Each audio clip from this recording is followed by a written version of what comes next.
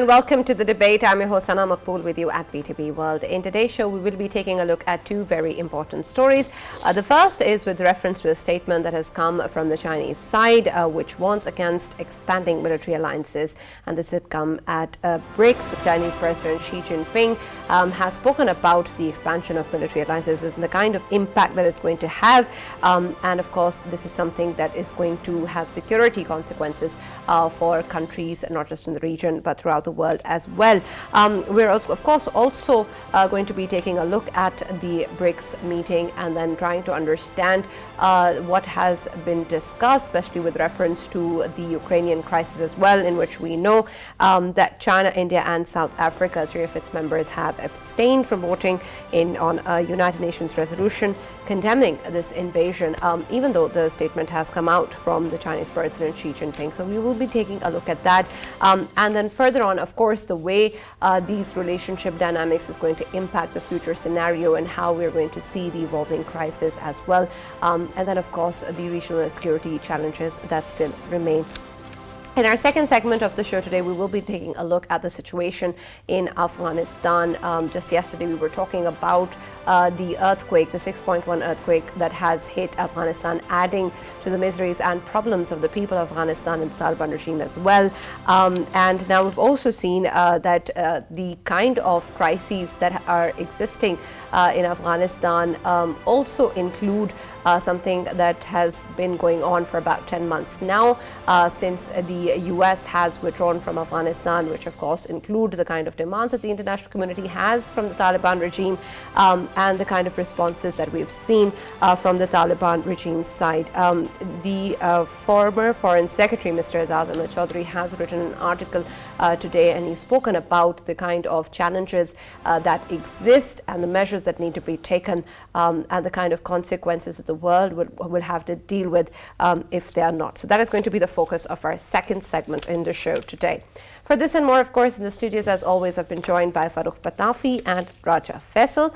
And we've also been joined online by Professor Scott Lucas, who's a political analyst. And we've also been joined by Director General of the Russian International Affairs Council, Mr. Andrei Kortunov. Thank you very much, gentlemen, for being with us and being part of the debate.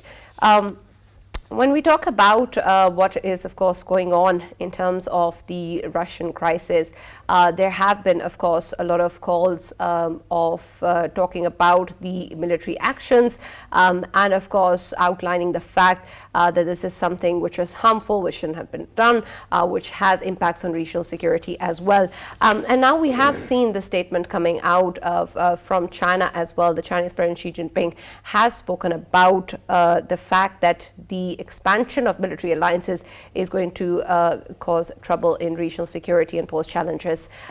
In terms of the Ukrainian crisis and China's stance with regards to the Russian invasion, we'll start with you, Professor Scott. How do you see this statement coming through? Well, what's interesting is what President Xi did not say. Look, it's understandable that he would always say, look, we worry about Western military power. When you put that in the context of China's regional position, and in particular, China's posturing over Taiwan and its argument that it faces basically a conflict with the West over that island country. But the point about Western military power, about a reinvigorated and expanded NATO, and indeed the economic power of an expanded EU, that's coming about because of Vladimir Putin's invasion of Ukraine. When you talk about the increase of Western arms, which are going into Kyiv, and the support of most of the international community to Kyiv, that's because of Vladimir Putin's invasion of Ukraine. When you talk about sanctions on Russia, it's because of Putin's invasion of Ukraine.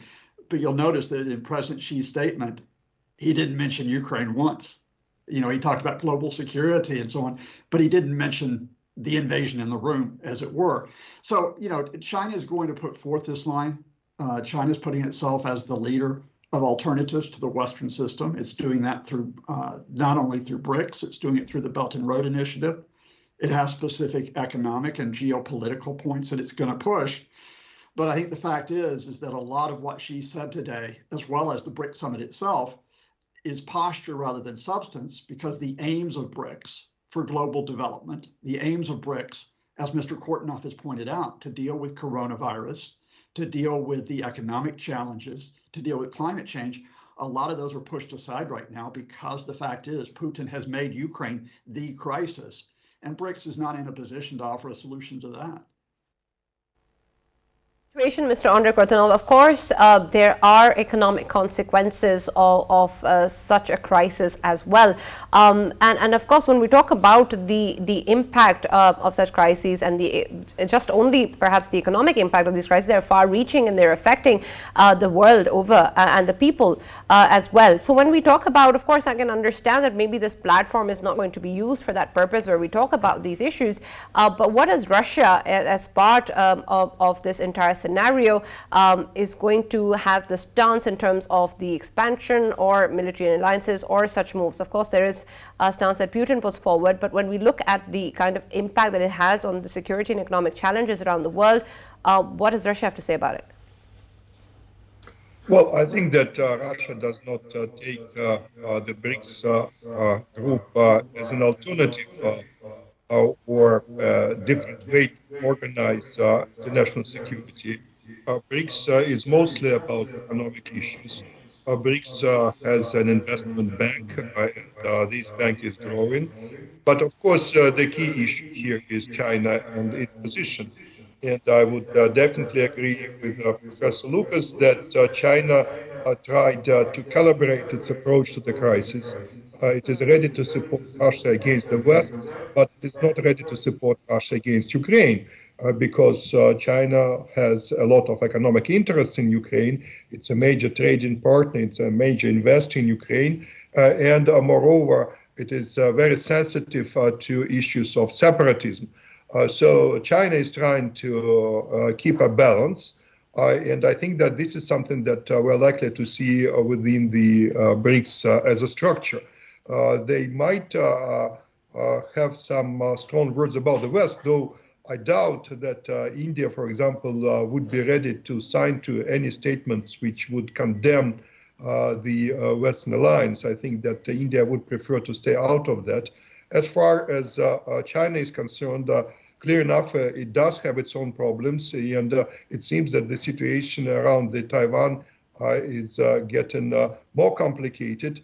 So we don't know what decisions are likely to be made in Beijing, but definitely China is watching, especially the forthcoming NATO summit in Madrid, because in the new strategy which will be adopted in Madrid, the odds are that it will be not only about Russia, it will be also about China. Lucas, I'll come towards you. And of course, the statement coming from President Xi, it has its importance for the world as well. But there are two countries obviously part of BRICS, and it was concerning them as well, especially India and Russia. Why I say Russia? Because Russia is a country that procures a lot of the defense equipment for India, and India is obviously still procuring from Russia. But at the same time, India is part of Quad, which though is considered as a non-military alliance, but there are intelligence sources who claim that joint exercises were being conducted by the Quad as well. So in coming future, it might turn itself into a military alliance, and I think this is what the Chinese have the fears for when it comes to Asia Pacific. So I just wanted to ask, as China must be seeing every move of India, and we know that only a couple of years ago they had a brawl at Galwan, and could we say that owing to the fact that they are already facing each other, it would be a statement that can only go towards India just to stop India whatever it is doing on the borders? Well, I think the main thing about the Chinese statement regarding India, and indeed the BRICS summit, is you talk about issues that won't provoke conflict between those countries. So, for example, you lash out at the West and its sanctions, while, as Mr. Kortunov pointed out, you don't go too far because India is a member of the Quad. India is balancing. with Western countries. In terms of what Vladimir Putin's statement was, because BRICS is not officially a military or even a security organization, it was very much focused on economics, for example. But when you have Putin saying, okay, India's place here is maybe that India chain stores will be opening up in Russia and India will be buying our fertilizer and our oil, that's a fairly limited statement in terms of where India's place is, given Putin's needs. And I think it's importantly, since you've raised India, is to highlight the two other countries who are here who are also balancing. The fact is that Brazil, under the Bolsonaro government, there's no way that they're going to lash out at the United States. They are in their own, as it were, political transition period right now. And South Africa will be extremely careful, as indeed the entire African Union is, because they're looking right now at crises of food and energy across the continent, and they don't want to side with either Russia or in the West when they've got their future at stake if this invasion continues. Absolutely. Farrukh, I want to understand something. When we talk about the Russian crisis and its impact on the fuel crisis or the energy crisis or the kind of economic situation that a lot of the countries in the world are dealing with, and then we see that there are countries that are interacting with Russia or are getting fuel from Russia, such as China and India, as mentioned before. There may be avenues, of course, for certain countries to be able to deal with what's going on, but there are other countries who are, of course, suffering. And in the entire scheme of things, wouldn't it be more efficient or perhaps more beneficial for larger number of countries if the crisis is actually dealt with?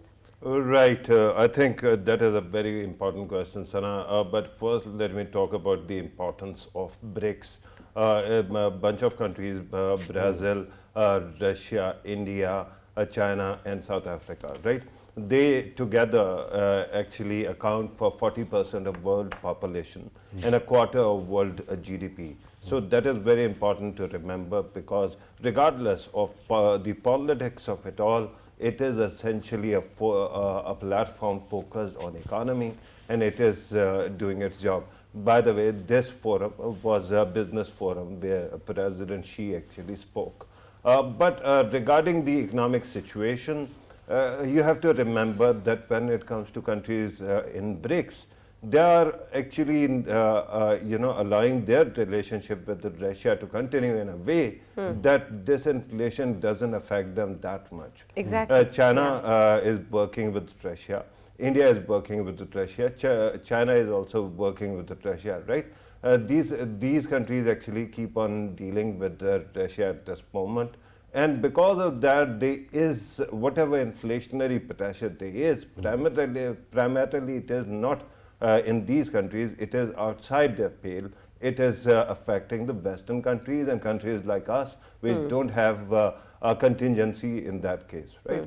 So for me, for you, for people in the West, it will be prudent that this issue is somehow resolved. But will these three major actors, particularly Brazil, China, or for that matter, India, play any substantial role? I don't think so. They are going to do it. So in the end, it is West versus Russia, and the rest of the countries are going to keep on balancing and taking care of their own interest. Right. Mr. Andre Kortunov, when we look at the situation, it seems when we talk about any sort of economic or humanitarian crisis around the world, the actual issues or the kind of urgent measures that are required to be able to deal with them take a backseat, and the kind of issues, the kind of dynamics that exist between different countries and of course on economic terms of larger countries amongst themselves is what actually guides decision making.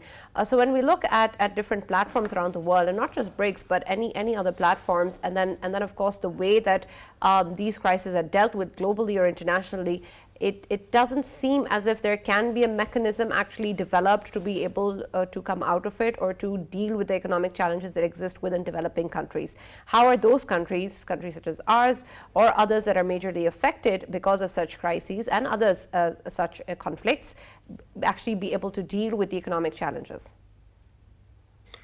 My guess is that we should take a case-by-case attitude here. For instance, when you talk about the food crisis and the access of the Ukrainian grain to global markets, Turkey has been quite, I think, efficient in mediation, and I hope that this crisis, this immediate crisis, will be resolved before too long. But of course, there is a longer-term food crisis which is looming on the horizon, and this is something that we have to address.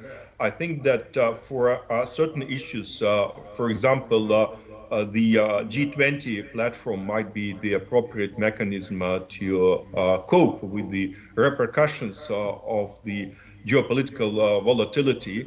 And maybe the G20 meeting in Indonesia will make some progress in the direction. Of course, when we're talking about security, the United Nations Security Council remains indispensable participant. But I think that we are only mastering the art of multilateralism, and it's very hard to tell what specific institutions are likely to play an important role in the settlement of the crisis around Ukraine, or in more general issues that are clearly going to be major concern of everybody, the East and the West, the South and the North. I think that it's an ad hoc approach, case-by-case approach. Yeah, Mr. Kotanov, if we look at the reports which are coming from BRICS, of course, Russia as well as China, they expect India to come up with an anti-US statement, but as the reports are coming, there will not be an anti-US statement by India. What would be the stance of Russia on it? Well, I think that speaking of India, India has always had two faces. It has its Eurasian face, and we can talk about BRICS and about the Shanghai Cooperation Organization, but it also has its Indo-Pacific face, and we have Quad and some other ways for India to get integrated into the broader Indian Pacific community of nations. And India will continue to balance these two faces so that it has a freedom of maneuver. And I think that in Moscow they should understand this position of India, and they should realize that this is something that they cannot and probably even should not change. Right. Dr. Kotanov, since you are talking about balancing, and you earlier mentioned that as well, let me ask you, is there any rule of diminishing returns here? Because in the end, every country that actually expects you to be an ally, expects you to actually take a stance, which is very clear. I understand that at this moment, two very powerful countries have refused to take sides, but will there not be pressure? And in any case, how long do you see this conflict actually prolonging? Well, I can only express my hope that we will see the end of the conflict before too long, because both sides are getting exhausted, and even with additional efforts in Moscow and in Kyiv, I don't think that this conflict is sustainable for a couple of years. There are various speculations here about when and how this conflict can end, but I do hope that we will see some kind of the conflict gradually phasing out, maybe in early fall or clearly by the end of year. Yeah. All right. Mr. Scott, when we look at the situation and the kind of statements that we're trying to understand from President Xi Jinping with reference to military alliances, and I understand when you talk about the absence of any direct reference to the Ukrainian crisis, but even in general, when we look at the issue of expanding military alliances or the kind of excessive increase in military requirement of military equipment, and then, of course, around the world, a kind of arms race that exists. There's, of course, a problem with that when we talk about the way it's going to impact regional security and, of course, security around the world as well. Are these statements just statements, but not in terms of any actual action that can be taken perhaps on a global or an international scale with reference to how different countries actually interact or actually expand their military alliances? And what about UK? Where does it stand? Because it is part of AUKUS as well, and we know that in Asia Pacific, AUKUS is considered as a military alliance that is playing a key role. Dr. Lucas, today is your lucky day. We all are going to pile on. One question for you from me as well. Regarding the world order that we might be heading towards, do you think that at this moment, the way things are building up and the way these concerns are being verbalized, are we heading towards a world order which is a pre-World War sphere of influence kind of situation, sir? Well, I'm not prepared to go into the bunker yet. I don't think it's that bad. But let me say something specifically about China at BRICS and then the wider situation. Statements at summits like BRICS are not often really actions as much as signals.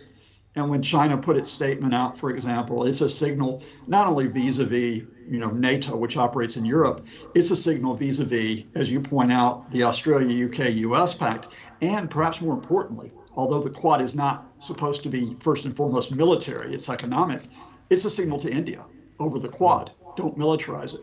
So, so China's in a sense drawing lines there. Now on the wider issue in terms of conflict and where we are, look, I think it was a mistake at the start of 2021 on both sides, both Beijing and Washington, when we had a space which was there, which was, look, let's talk about some type of cooperation in terms of dealing with the immediate global conflicts, climate change, where China and the US have been cooperating, the pandemic, widespread questions, economic questions. And I think both sides missed that opportunity because they both beat their chest and they confronted each other in 2021. And the problem is, as we were trying to get out of that confrontation and defuse it, then Ukraine came up. So, I wish I had a crystal ball to give you 6 months, a year, 2 years down the road, but I'm a little bit more pessimistic than Mr. Kortunov. I think that unless Russia seizes all of the Donbass, it will continue to try to, fight this costly invasion because Vladimir Putin has to show something for all the loss of Russian lives. So in that sense, China, the US, India, Pakistan, all these countries have got to try to contain the damage. That is, they've got to back off confrontation. They can make statements saying sanctions are bad, Western blocs are bad. What they should not do is mobilize militarily or economically in terms of action to try to expand the conflict right now. And I think you've seen that in a significant way, if I may point you towards it, between the US and India. If you remember back in March, India was really upset because Biden was saying that they were a shaky ally, that they were wobbly. The US was upset that India was taking so much Russian oil and wouldn't condemn the invasion. You notice almost nothing has been said in the past 3 months since the Indian foreign minister was in the US because they agreed to live and let live. You diffuse the conflicts while this is going on because Russia's threat to the world through Ukraine is the priority that unites everyone right now. Yeah. Mr. Kortunov, earlier you talked about the two faces. Do you think that even the US diplomacy has two faces? Because when it comes to other countries buying S-400s, of course, they have one face, and when it comes to India, they have the other face. And if instead of India, it was any other country, they would have been facing the music from American diplomacy. But when it comes to India, since 3 months, as Professor Lucas has rightly pointed out, that nothing was said to them. Mr. Kortunov? Mr. Kortunov? Well, if it is a question to me, of course. Yes, India, it was to you, sir. Sorry, can you hear me? I think he just joined back. If you could repeat it. Yeah. If I can repeat it, earlier you talked about the two faces of Indian diplomacy. Here, I think we need to talk about the two faces of US diplomacy as well, because when it comes to other countries buying S-400s, there is a different stance of US diplomacy. But when it comes to India, they have a very different stance. So can we say US diplomacy has, two faces? Well, I think India is very special for the United States, and it is very special for everybody else. If you look at the US reaction to the, let's say, nuclear proliferation that India was engaged in, of course, it was different from attitudes to other proliferators. But India is the largest democracy in the world. For Biden, I think it is particularly important that India remains a liberal democracy. And though some in the United States might be critical of certain developments within India, special policies by Prime Minister Modi, especially related to the Muslim minority in India, I think it is very difficult to imagine that this administration would put its relations with New Delhi in jeopardy because of some questions related to human rights. So we can talk about two phases of the US diplomacy here, and I think it's understandable because India is simply so important for the United States. Right, Dr. Katanov, earlier I put a question to Dr. Lucas as well. Let me repeat the question for your convenience. I want you to actually explain to us how important this thing is. From what Russia is doing in Ukraine, it seems that it is really concerned about its sphere of influence.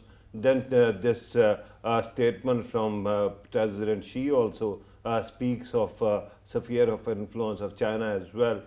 Do you think that at this moment these powers, all three powers, major powers, and then of course you can talk about Europe as well, are they really adamant on this, that they are going to assert their sphere of influence? And is it going to actually shape the world order in coming days? Well, of course, neither in Moscow nor in Beijing they would openly say that they claim any special spheres of influence. They would say that we want to protect our security. We want to make sure that we are respected by our neighbors. And at the same time, of course, they would say that we cannot deny our neighbors the right to choose the alliances or to choose the developmental tracks. For instance, for Russia, it would be difficult right now to argue that no neighbors of the Russian Federation can join the European Union. I think it would be impossible to make such a claim. But on NATO, there is an exception because Russia and I think China as well stick to the idea of indivisible security. And by indivisible security, they understand that any country should make decisions on its security policy. Thank you very much, Mr. Andrei Kortunov. I'm sorry I have to interrupt. That's all we have time for, unfortunately. And thank you very much, Professor Scott Lucas, for being a part of the debate and joining us. It's a pleasure always to have you. When we look at the situation in Afghanistan, of course, the earthquake has brought about its added miseries to a country and to the people who have already been suffering and have been suffering for a long time now. And we've seen that this is an added measure that, of course, causes trouble for the people of Afghanistan who are already dealing with a humanitarian crisis. And since the U.S. withdrawal in August last year, we've seen that there has been quite a few problems for the new Taliban regime currently in Afghanistan.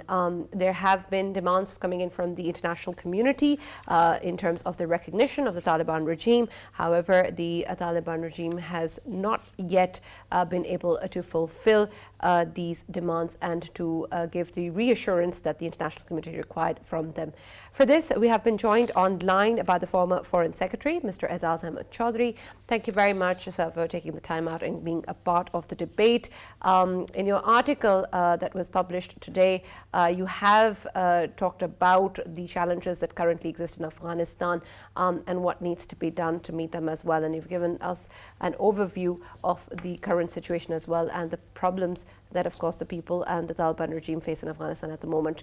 I want to ask you first, with reference to when we talk about the international community's demands from the Taliban regime and the Taliban regime actually being able to fulfill those, there was always a question about which one is going to happen first, how we're going to go through it, and who's going to take that step forward, because we're dealing with a humanitarian crisis. You talk about how the Taliban regime needs to be able to step up and fulfill those demands because they're essentially also in their own benefit. Can we actually see the Taliban regime doing that? Because 10 months have almost passed and we still really haven't seen reassuring measures coming in from the Taliban regime in Afghanistan, especially with regards to inclusivity, women's rights, and of course the terrorist organizations that are continuing to increase their activities in Afghanistan. Of course, the threat exists across the border as well. Yeah, that's correct. I think Taliban are the ones who have to take the first step. they have to recognize and realize that they are no longer an insurgent group. They are in power, they are a government now. And therefore, and they also have a history of their last tenure during the late 90s. The world expects them to act as a normal government does, so that it can be mainstreamed.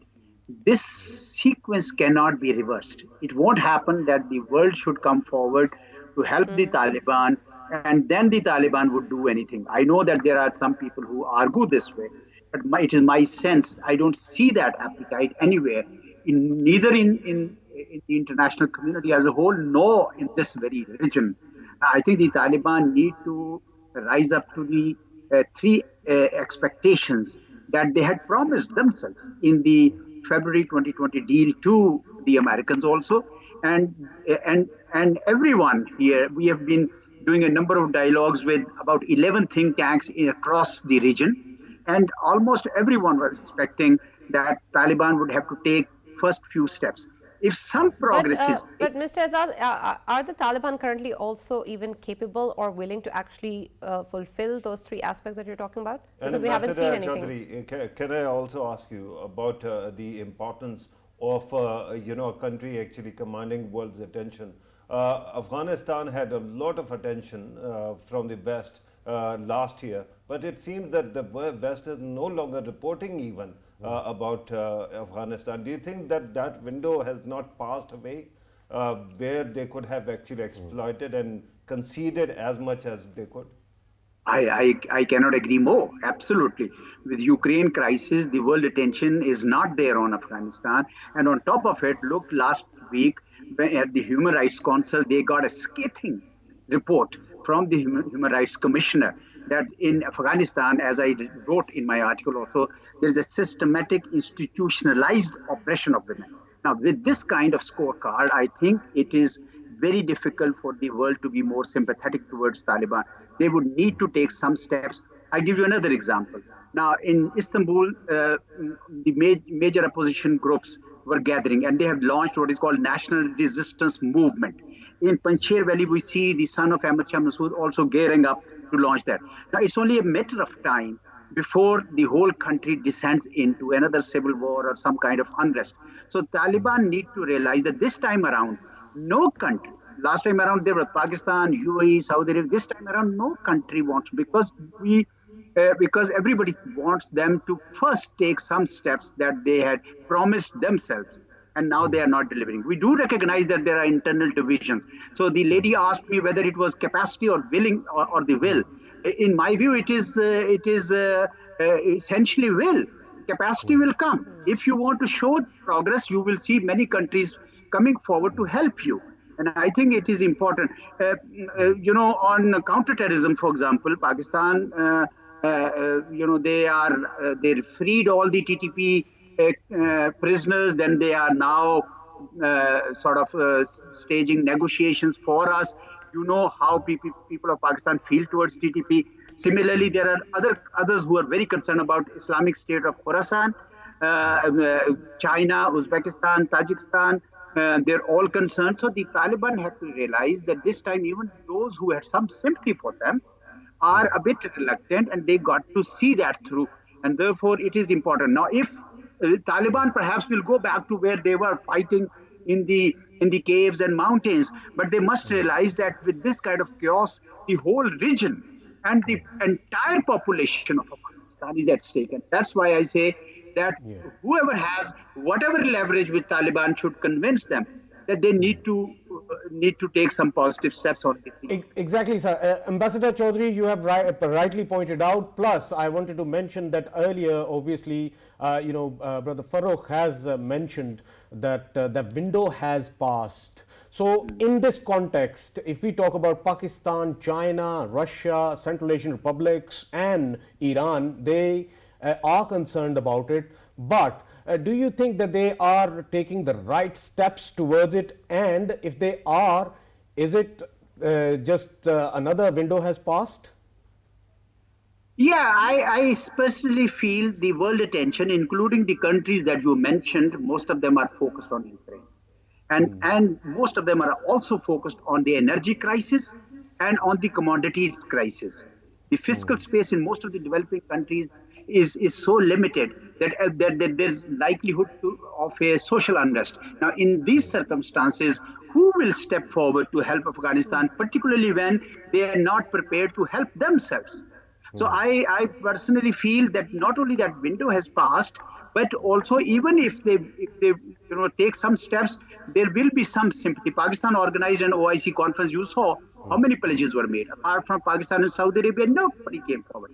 But if Taliban were to actually take some steps, you will see that international community, even at this time when there is not much intention, they will step forward. So my Right, absolutely. Yeah.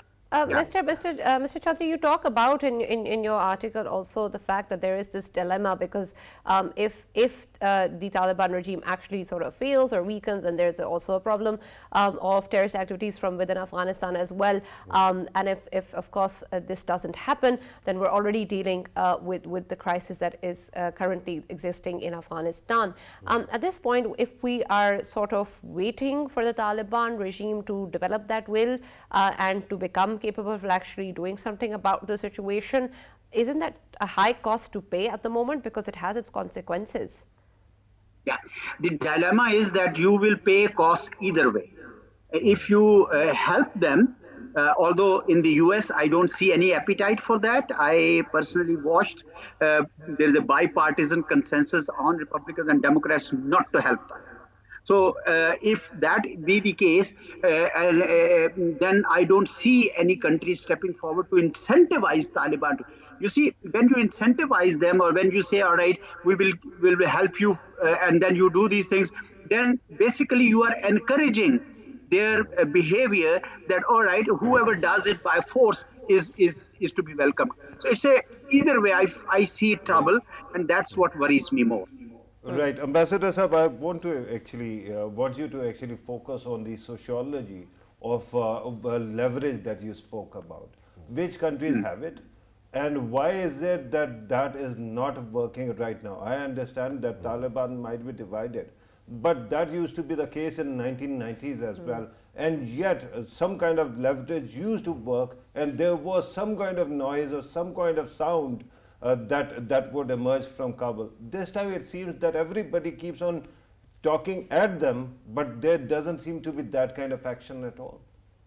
That's right. And this time around, there's another added factor, remember. They are still under sanctions. There's a 1267 UN sanctions regime, which is very much in place. Now, if they are to be delisted, you need cooperation of the permanent 5 members. So China probably would be most sympathetic because they want to see peace in Afghanistan. They want to invest in Afghanistan. They want CPAC to be extended to Afghanistan. So China would probably have the maximum leverage apart from Pakistan. I think Iran would also have the leverage. But for all that, I think these countries are coordinating very closely, and they all want that we will pitch their case in the UN for delisting or take up the case with the US only if they make some progress. If you ban this girls' schooling, how do you expect people in China or anywhere else to help you? So that's the problem now. Even those with leverage are not able to really step forward.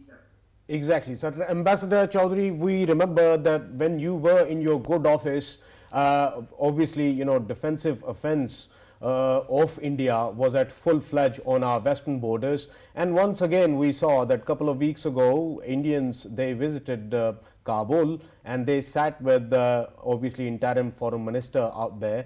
Should Pakistan be concerned about it? Because if today's Taliban are vulnerable owing to the fact that they are facing humanitarian crisis and security crisis in their country, they would be seeking out for any's help. And if India is helping them, should we be concerned about it that their paused defensive offense may start once again? There is no doubt that India was using Afghan soil against Pakistan as a double squeeze, as a two-front situation for Pakistan. And they had a very welcoming host in the form of Ashraf Ghani Sahib and before that Hamid Karzai. So India had also invested hugely in Afghanistan. Now, they seem to have lost bulk of that investment. For years and years, they had been pouring money and invest and advisors and intelligence. Now they're making a fresh comeback. I think it will be a while before they can reach that stage where they were in a commanding position to create trouble in Pakistan. I think we of course should be concerned, but not overly concerned on this. I don't think it will be easy for India to make a space there. And also, mind you, Taliban are also not a very acceptable entity as far as the people of India is concerned. They have a particular image. So I'm not too sure that it will be very easy for India to once again dig into Afghanistan. Right. Mr. Chaudhary, earlier you were talking about the costs. I also want to understand, in your opinion, which cost you think is higher. And secondly, since we know that so much time has gone by since the US withdrawal, it seems that perhaps the world community has sort of come to terms with the kind of scenario that currently exists. It is what it is. What is sort of the time frame we're looking at before, after which we won't be able to really see or hope for any real change within Afghanistan? Well, it will be difficult for me to predict but my worry is that a kind of civil war is in the offing. And the governmental collapse of Taliban is already there. There are no civil servants. There are no army. I understand 700 to 1,000 strong army has been created, but how do they pay their salaries? So it's a very, very difficult situation for them. How long will they last? Weeks, maybe months. But again, there will be a big chaos within Afghanistan. Unless the Taliban change track and they say, all right, let us make money from drugs, use that money, then I cannot say. But even for that, they will be cutting off even further links with the rest of the world. So they are in a very tight spot. Pakistan will be very sympathetic only not because of Taliban, but because we want to see peace in Afghanistan. I know that China will also be very, very, very, very much. But I see that within months, I think the situation could get out of their hands. It's better that we convey this message to them that they need to realize the gravity of the situation. Right. Ambassador Chaudhary, it feels like or sounds like another life, life when this was happening. But let us talk about Doha process as well. There was some kind of consensus at that time that the Afghan Taliban were committed to certain things. Is it possible to revive that process through Doha office? Well, for that, America would need to come on board, which, as I indicated to you, there is just simply no appetite to do that. But what I do see is that the Taliban are engaging. They have an internal problem between the hardliners and the moderates, but they are engaging. And that is the only window which helps me to believe that Pakistan should convene some kind of conference. I didn't suggest it in my article because I just wanted to float this idea informally that maybe with the regional conference is needed to give this message to the Taliban that look, the window is very, very small.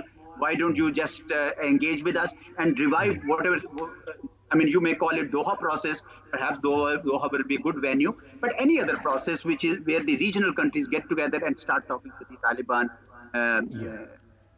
Ambassador Chaudhary, when we talk about the inclusiveness of the government, obviously we require from Taliban, the world talks about it. What kind of inclusiveness should it be and to what extent it should be? Because we know that there is, a 20-year of Afghanistan full of, so many incidents, Dasht-e-Laili type of incidents. And can we expect from Taliban to bring them the same people on the table and sit with them to run the affairs of Afghanistan?